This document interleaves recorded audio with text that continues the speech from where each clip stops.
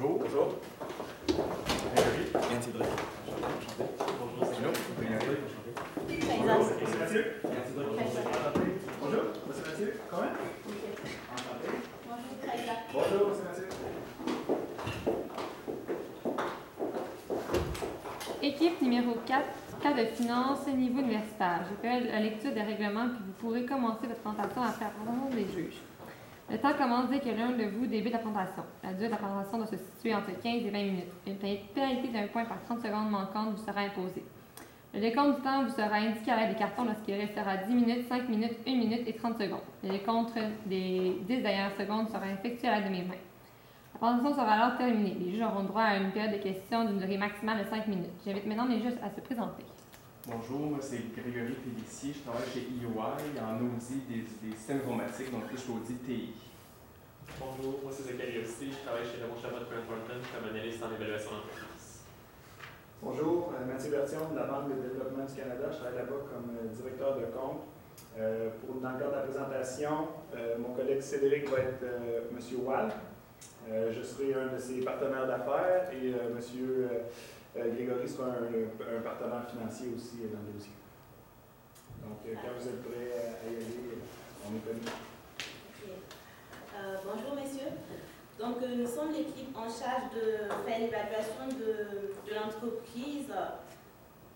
Donc Monsieur Watt, vous êtes intéressé à acquérir l'équipe Vancouver Jazz. Et donc vous nous avez chargé en fait de mener une analyse du projet et de savoir si elle sera rentable sur du long terme. Donc c'est ce que nous avons fait.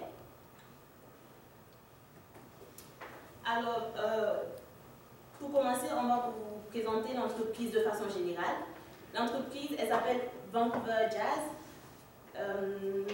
Le nouvel acquéreur, c'est M. Watt donc vous. L'équipe que vous voulez acquérir, c'est l'équipe de hockey junior Vancouver Jazz. L'équipe en 2016 a totalisé un revenu total de 5 477 200 $. Et on remarque ici que la plupart des revenus viennent des ventes de billets et lots. Ensuite, la deuxième plus grosse part des revenus, c'est les revenus qui viennent de la nourriture et des concerts. Et ensuite, vous avez le stationnement. Et vous avez une marge brute de 53% en 2016, une marge nette de 35% et un taux d'imposition de 25%. Et je vais laisser la parole à mon collègue Yann Cédric pour la suite de la présentation. Ok, fait que moi je vais juste passer par les comparaisons des ventes industrie vs équipe. Fait que comme vous pouvez le voir en général, pour les matchs de pré-saison comme pour les matchs de saison, ça serait assez difficile de mettre la comparaison des matchs de saison, mais sauf que comme on peut le voir, l'équipe de Vancouver Jazz dépasse vraiment comme l'industrie dans les ventes des billets pour la pré-saison, comme pour la saison aussi. Je n'ai pas pu avoir les comparatifs pour les billets des séries, mais c'est déjà quand même assez bien comme entreprise comme investissement d'avoir une entreprise qui dépasse quand même l'industrie en termes de vente. Et que c'est pour moi un très bon point pour ça. Puis on a déjà, comme un collègue vous l'a dit, la répartition des différents revenus que cette entreprise fait, qui est déjà encore parfait. Une marge brute de 53%, assez énorme, une marge nette de 35%, beaucoup d'argent, ce qui vous laisse quand même beaucoup d'argent pour réinvestir dans l'entreprise, pour faire des acquisitions diverses ou pour votre propre bénéfice net, pour vos propres dividendes.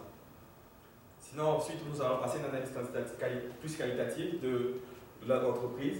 Je vais laisser ma collègue Rokia parler des forces, faiblesses, opportunités et menaces de votre projet. Dans nous, pour l'analyse de l'entreprise, nous avons relevé les forces suivantes pour l'entreprise. Dans le fond, l'entreprise utilise gratuitement le stade parce que ça appartient à la ville, fait que ça permet à l'entreprise de sauver les coûts reliés à l'acquisition d'un stade ou tout simplement les coûts reliés à la location si toutefois l'entreprise devait louer le stade. Également, nous avons relevé comme force les ventes de l'entreprise sont supérieures à celles de l'industrie parce que l'entreprise a quand même une très grosse marge par rapport à la marge de vente de l'industrie également. Une autre force que nous avons relevée, c'est que les prix des billets sont vraiment abordables et plus accessibles aux spectateurs pour qu'ils puissent accéder vraiment et puis venir regarder les matchs. Et puis une autre force que nous n'avons pas mis dans les diapositives, auxquelles nous avons pensé, c'est que les stades sont toujours pleins lors des matchs de hockey et puis également les places qui concernent le stationnement qui sont vraiment quand même des revenus très importants pour l'entreprise, c'est vraiment toujours plein. Également, comme force, nous avons relevé la problématique liée au concert parce que l'entreprise, on voit que les revenus liés au concert de l'entreprise vont diminuer dans les 2 prochaines années de 50 000. L'entreprise, c'est là que je dis que l'entreprise n'a pas le contrôle sur les revenus liés au concert. L'entreprise n'arrive pas à attirer les gens, à susciter l'intérêt des gens pour venir justement lier les concerts parce qu'il y a 2 à 4 concerts qui se donnent par année. Ça fait partie des faiblesses de l'entreprise.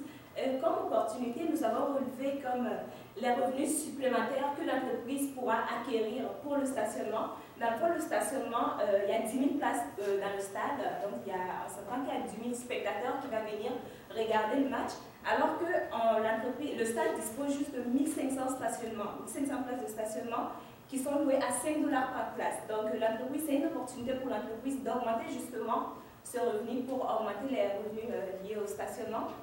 Comme menace, nous avons relevé la possibilité qu'un jour la ville décide de louer justement le stade à l'entreprise. Dans ce cas, l'entreprise va devoir payer les coûts liés au loyer et puis ce qui va avoir un impact sur son revenu, la marge brute et également les dividendes des actionnaires. Et puis également, nous avons la possibilité de la baisse des ventes si toutefois l'équipe fait des pertes des matchs et que les gens perdent l'intérêt de venir regarder les matchs. Ça, c'est vraiment une menace pour l'entreprise de voir ses revenus diminuer. Également, comme une autre menace, nous avons relevé les revenus, la diminution des revenus relatifs au concert. Comme je l'ai dit, dans les faiblesses, l'entreprise n'a pas vraiment de contrôle sur les revenus reliés au concert. Donc, c'est ça. Je laisse la parole à mon collègue pour continuer. Et que comme méthode d'évaluation de l'entreprise, nous avons choisi un DCF. Pourquoi nous avons choisi un DCF? Pourquoi on a choisi un DCF? Parce que tout simplement, on n'avait pas assez d'informations sur les compétiteurs pour utiliser la méthode des comparables. On ne pouvait pas utiliser de vente parce qu'on suppose que l'entreprise va opérer à perpétuité. Donc, on a utilisé un discounting cash flow. En plus de ça, les revenus sont stables dans le temps. Donc, pour nous, c'était la méthode d'évaluation la plus optimale. Et donc, je vais laisser mon collègue Yann Cédric vous présenter le DCF, le modèle.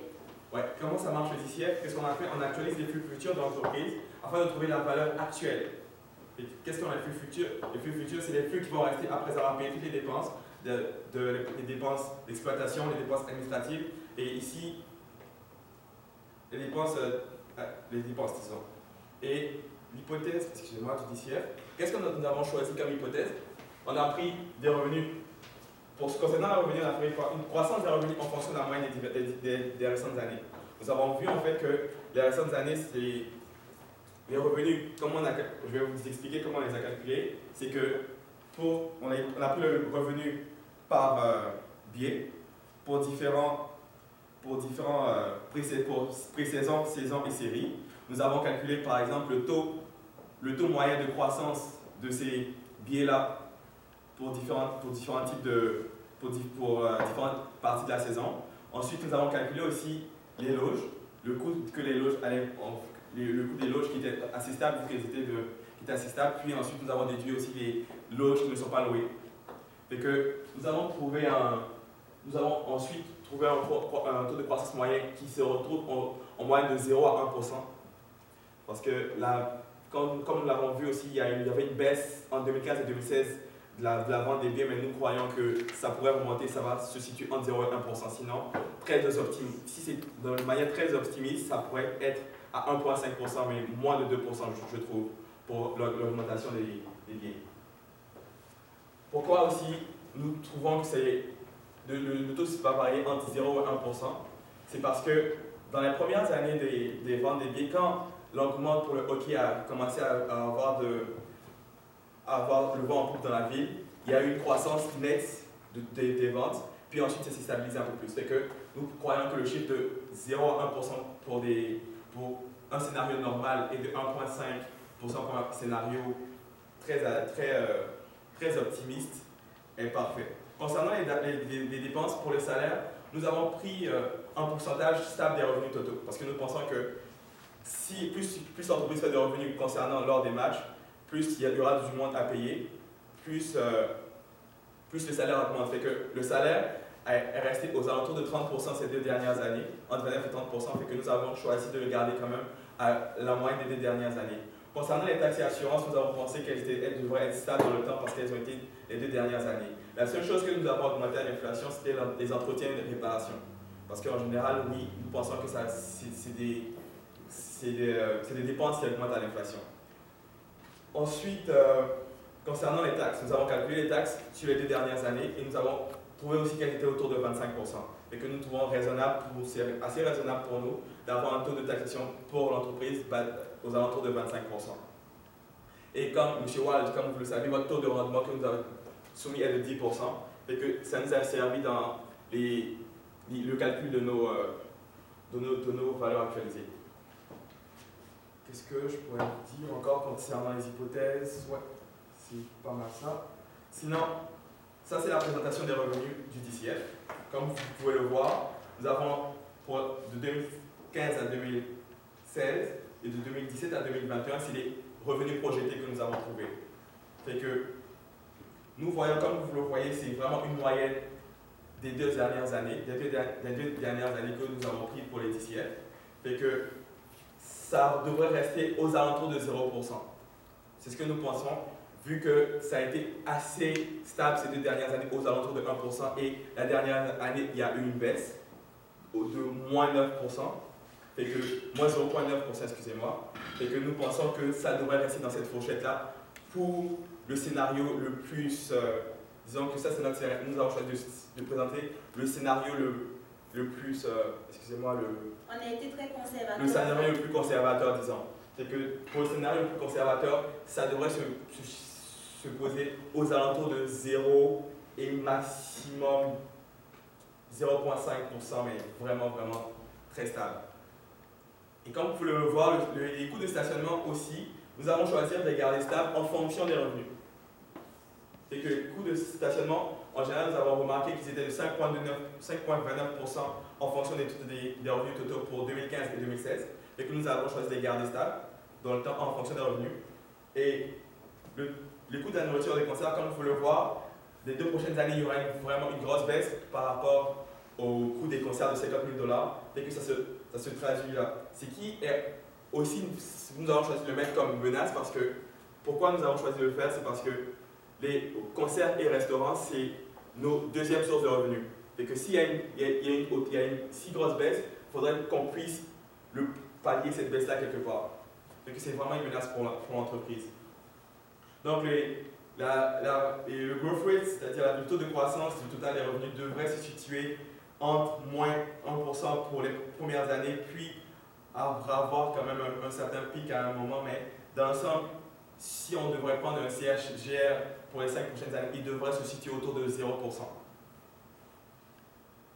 Ensuite, nous avons la présentation des dépenses.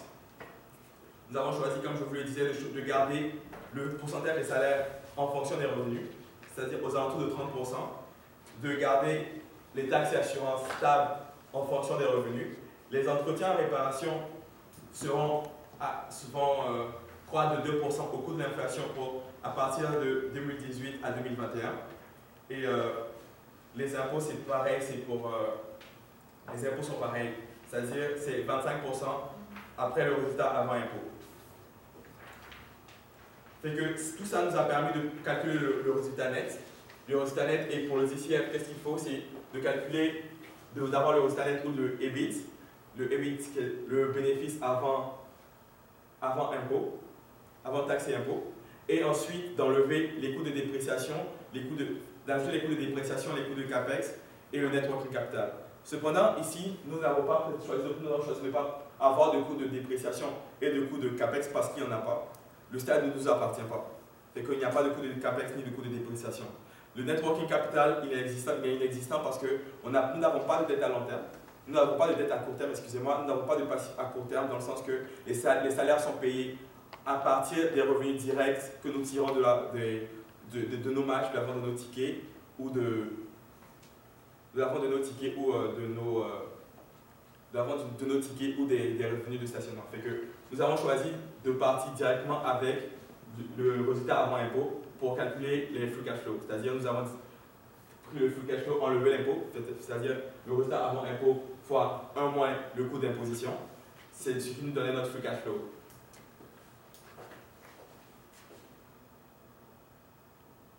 Okay. Fait que là, nous pouvons voir par exemple les revenus projetés en 2017 et 2021. Ça reste vraiment dans la même fourchette de prix, c'est-à-dire c'est entre 4 345 000 et 4 355 000, ça n'évolue pas vraiment beaucoup dans le temps, mais ça reste quand même assez stable, disons. Et nous avons aussi une très faible, sinon stable marge nette dans le temps, c'est-à-dire elle va de 33,85 à 33,65. C'est vraiment autour de 3 points de base, disons. Et que c'est vraiment assez faible comme réduction de marge. Nous disons que ça reste assez stable dans le temps aussi, c'est l'augmentation des revenus et l'évolution de la marge nette. Comme je vous disais, je n'ai pas eu le temps de vous parler un peu des hypothèses de mon DCF. Nous avons calculé les free cash flow, ensuite nous avons calculé la terminal value. Nous avons choisi de ne pas le présenter par manque de temps, mais nous avons trouvé que c'est sûr que l'évaluation de notre entreprise était très sensible, comme vous savez, lors de DCF à la terminal value. Mais comme nous avons pas eu le temps non plus de faire une analyse de sensibilité. Ce qui nous donne une recommandation par rapport à l'entreprise. Nous pensons que, suite à notre DCF, nous avons trouvé une valeur minimale de 15 millions de dollars pour l'entreprise, minimale, comparé au prix actuel auquel vous allez acheter l'entreprise, M. Wald, qui est de 10 millions, vous ferez quand même une plus-value minimum de 5. Ouais, une plus-value minimum. Je ne vais pas m'avancer sur le rendement.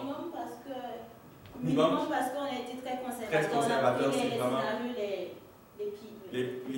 Vraiment le pire scénario, c'est à 15 millions, mais nous n'avons pas eu le temps de faire une analyse de sensibilité, mais ça va à entre 15 et 24 millions, disons. Fait que nous avons ce range-là, fait que nous pensons que vous devrez vraiment investir dans cette entreprise, malgré le fait qu'il y a des menaces, malgré le fait que les revenus soient stables dans le temps. Nous pensons pouvoir avoir d'autres recommandations si jamais nous avons un autre mandat où nous gagnons la compétition pour vous aider dans l'implémentation de stratégies afin d'augmenter vos revenus. Fait que, merci pour votre écoute. Merci. Est-ce que vous avez des questions? Oui, j'en ai une petite ici. En fait, vous avez parlé que les revenus en lien avec les billets augmenteraient d'environ 0,5 à 1,5, voire 2% par année. Sauf que si, par exemple, on se base sur le tableau là, que vous aviez présenté dans la vue d'ensemble de l'entreprise, on voit que la comparaison des ventes, l'industrie versus l'équipe est en diminution à partir de 2015. Donc, est-ce que si, par exemple, il y a vraiment une diminution qui continue dans le temps, là, par exemple jusqu'en 2021, est-ce que ce serait quand même rentable avec ce projet-là, compte tenu du fait que vous avez considéré une augmentation de la vente des billets? Oui, mais nous disons que, par exemple, même si cette baisse-là, par exemple, la baisse que nous avons enregistrée en 2015-2016 était très faible, était de 0,9, disons. Et avec les marges nettes que vous faites et avec les marges brutes que vous faites, nous pensons qu'une baisse de ce type-là n'impacterait pas grand-chose dans les revenus sur l'investissement que vous ferez, disons, dans les 5 prochaines années. C'est-à-dire qu'il y a énormément de marge. Il y a quand même 35% de marge nette, il y a 53% de marge brute. C'est quand même assez haut pour pouvoir avoir des périodes de réduction de revenus assez faibles, disons. Je ne sais pas si je réponds à votre question. Oui, c'est bon, merci. On a assez de revenus pour absorber ces pertes-là. Ouais. Je comprends que le CAPEX est minime, là, puis que vous n'avez pas pris compte dans votre DCF. Où est-ce que j'accroche un peu plus, c'est pour le fonds de roulement. Oui. En fait, là, vous me dites que les revenus des billets vont suffire pour payer les joueurs, tout ça, je comprends, mais écoutez, avant que les joueurs embarquent sur la glace, moi, il faut que je les paye, puis je n'ai pas vendu mes billets encore. Ouais. Et vous ne pensez pas que j'ai besoin d'investir dans le fonds de roulement pour ça? Oui, vous avez besoin d'investir dans un fonds de roulement. C'est sûr que vous en avez besoin d'investir dans un fonds de roulement, mais nous disons que, OK, il y a eu, qu'est-ce que nous pensons comme truc, c'est que nous pensons que, compte tenu de la marge de 35%, nous pensons que s'il y avait une présentation de l'encaisse, parce que nous n'avons pas eu accès au flux de trésorerie, nous pensons que c'est vraiment possible avec le cash que l'entreprise a, parce qu'on a 35% au moins de marge nette. Le cash que l'entreprise a, il devrait avoir assez dans l'encaisse pour pouvoir payer les joueurs. OK, parfait. Donc, je n'ai pas besoin d'investissement supplémentaire en fond de roulement. Je ne pense pas qu'il y en ait besoin, vu que compte tenu des marges passées en ce moment. D'accord.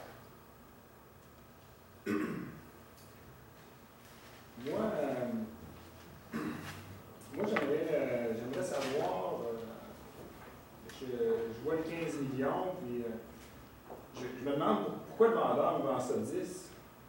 Si quand je fais mon analyse, moi j'arrive à 15 millions, y a-t-il quelque chose que le vendeur manque, ou est-ce qu'il y a des facteurs de risque que vous ne tenez pas compte, ou pourquoi il y a une si grosse différence entre le prix demandé par mon vendeur et vous qui me dites que ça vaut 15 millions? Est-ce que vous avez regardé cette avenue-là? Nous nous sommes demandé pourquoi un si gros écart entre le 10 millions et le 15 millions, notamment, c'est sûr, mais je pense que c'est parce que dans les seuls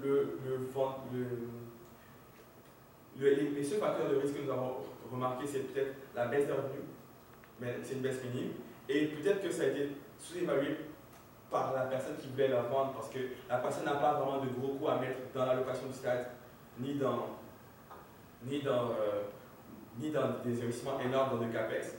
Fait que je pense que c'est peut-être là un peu où la personne a quand même minimisé un peu le coût de vente, mais ça peut être le seul risque que je vois, c'est la baisse des revenus. La baisse des revenus, la personne a sûrement un scénario beaucoup plus dramatique que le nôtre concernant la baisse des revenus futurs.